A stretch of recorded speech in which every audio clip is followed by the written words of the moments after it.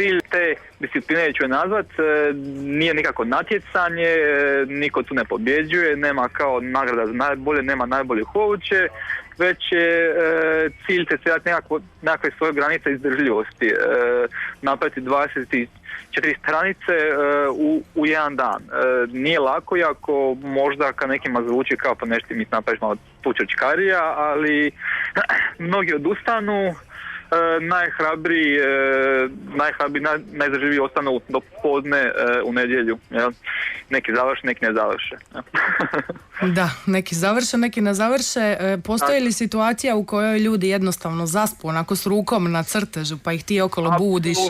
Apsolutno da, meni se dogodilo isto, znači postoje u biti ti momenti gdje se crta pa se u isto vrijeme kao linija se ranova u procesu i neko opet zaspe i provodi se na istoj liniji koja je malo sad ipak skrenula sa svoje putanje sa svog cilja. Tako da nije uopće rijetkost ni to. Noć, prije se naspavajte, jedite proteina, ponesite čokolade i kave po mogućnosti i opustite se. To je sve u biti jako kako zabavna manifestacija i cilj je kao i testirati granice, ali se društvo poznavati, bude u biti super atmosfera i otvoreni smo opet za posjetitelje, za bilo kakve komentare i pridošlice.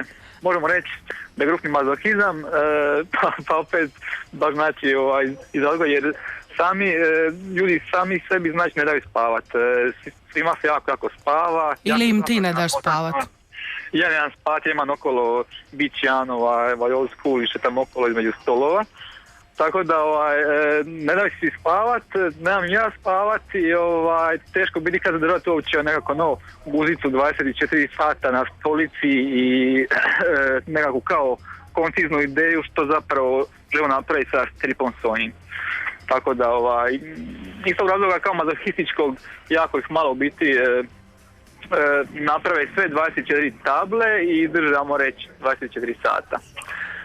Također moramo pohvaliti volontere koji još i tražimo, oni su nam onako najvrijedniji jer oni su opet ne crtaju, ali stalno su kod crtača, skeniraju, uploadaju na glavni server i tako dalje. Eto, ja pozivam još jednom sve naše slušatelje i sve ljubitelje stripa, neka dođu u Infozonu, nek se prijave na 24-satno crtanje stripa i vide ko će prvi zaspati i posustati, a isto tako ako možda ne želite crtati stripove, uvijek možete doći donijeti koji kolač i nešto onako za buđenje poput kave, prođite kraj Infozone i probudite one koji zaspu na crtežima. Svaki puno hvala.